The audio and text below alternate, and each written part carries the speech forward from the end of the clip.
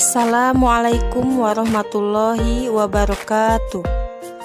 Kaifa halukum anak-anakku kelas 4? Apa kabarnya kalian hari ini? Semoga kalian dalam keadaan sehat walafiat. Amin ya Allah ya Rabbal alamin. Ahlan wa sahlan, selamat datang di video pembelajaran. Hari ini kita akan belajar PAI dan BP. Namun sebelum belajar, mari kita berdoa bersama-sama. Bismillahirrohmanirrohim. Allahumma inni as'aluka ilman nafi'an wa rizqan thayyiban wa amalan mutaqabbalan. Amin. Mata pelajaran PAI dan BP kelas 4. Pelajaran 4. Bersih itu sehat. Adapun tujuan pembelajarannya yaitu 1. Peserta didik mampu menerapkan ketentuan syariat Islam dalam bersuci dari hadas kecil dan hadas besar. 2. Peserta didik mampu memahami tata cara bersuci dari hadas kecil dan hadas besar. 3. Peserta didik mampu mempraktikkan tata cara bersuci dari hadas kecil dan hadas besar sesuai ketentuan syariat Islam. Pelajaran 4. Bersih itu sehat. Assalamualaikum anak-anakku kelas 4. Tahukah kalian apa arti bersih dan suci? Terus bagaimana melakukan wudhu yang benar? Bagaimana pula melakukan tayamum yang baik dan benar? Ayo ikuti pelajaran ini ya. Insya Allah kalian akan mengetahui dan dapat mempraktikkan cara membersihkan diri dan bersuci yang baik dan benar. Di sini ibu mempunyai cerita tentang Ahmad. Ahmad selalu melakukan wudhu. Karena itu wajahnya selalu bersih dan berseri-seri. Ahmad tergolong anak yang rajin mengerjakan sholat. Ahmad sadar agama Islam sangat peduli dengan kebersihan. Oleh karena itu, ia selalu menjaga badannya, pakaiannya, alat-alat belajar, dan tempat tinggalnya agar selalu bersih. Bersih itu sehat loh. Orang yang bersih insya Allah akan terhindar dari segala penyakit. A. Mengenal arti bersih dan sehat. Sekarang coba kalian amati dan ceritakan gambar berikut ini.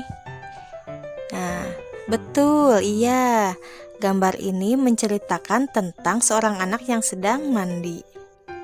Dengan melakukan mandi setiap hari, maka badan kita akan bersih dan bebas dari semua kotoran dan kuman. Kalian suka mandi tidak? Pastinya suka mandi ya. Kita harus mandi 2 kali sehari. Lalu apa itu artinya bersih? Bersih artinya bebas dari kotoran. Suci artinya bebas dari najis. Najis adalah yang menjadikan terhalangnya seseorang untuk beribadah kepada Allah. Seperti terkena jilatan anjing, darah, kotoran atau tinja, dan air seni atau urin. Najis pasti kotor. Kotor belum tentu najis. Misalnya terkena tanah, tinta, cat, dan ludah. Bersih atau suci dibagi menjadi 2, yaitu bersih dari hadas dan bersih dari najis.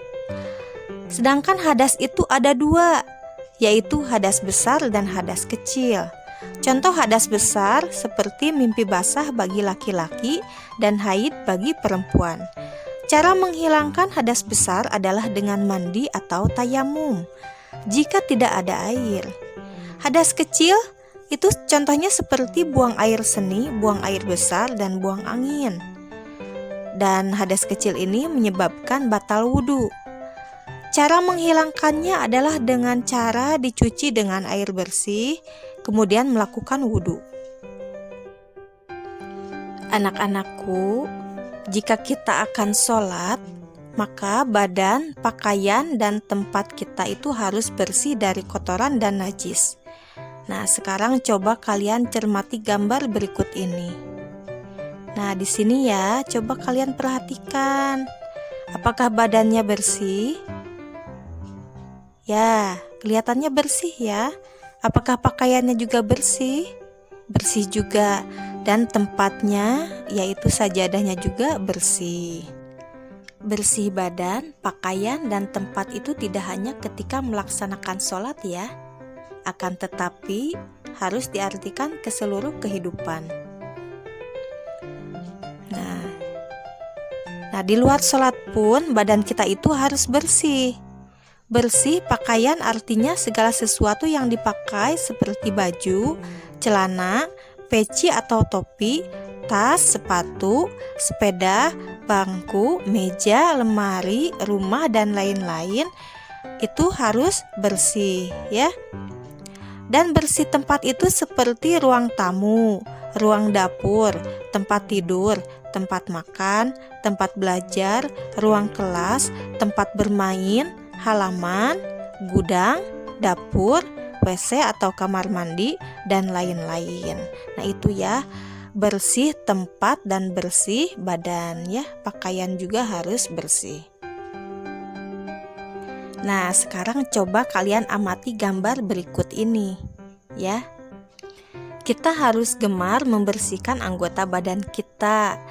Contohnya seperti gigi, telinga, leher, kepala atau rambut kita, kemudian telapak tangan kita, jari kita ya, jari kaki atau telapak kaki kita, dan bagian muka kita juga ya harus rajin dibersihkan biar bersih dan sehat.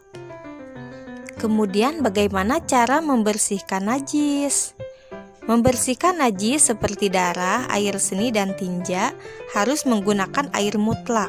Misalnya air sumur, air hujan. Caranya air yang datang atau dikucurkan ke benda bernajis, bukan najis yang datang ke air. Coba kalian perhatikan gambar itu ya. Di situ ada seorang anak yang sedang membersihkan kain. Dia mengucurkan air dari gayung langsung ke kainnya ya, seperti itu. Kemudian ketika kita mau cebok itu membersihkan kotoran seperti tinja. Cebok itu atau disebut juga dengan istinja ya, adalah salah satu cara membersihkan najis yang sering kita lakukan. Cebok harus dilakukan setelah buang air kecil atau buang air besar. Cebok dapat menggunakan air, tisu, batu, ataupun benda kesat lainnya. Bila cebok menggunakan air, maka tangan kanan menyiram kubul atau dubur, sedangkan tangan kiri mengusapnya hingga bersih. Anak-anakku, biasakanlah kalian berdoa ketika masuk kamar mandi atau WC. Doanya itu seperti ini. Bismillahirrohmanirrohim. Allahumma inni a'udzubika minal khubusi wal khobaisi. Yang artinya, ya Allah, sesungguhnya aku berlindung kepadamu dari segala kejahatan dan kotoran.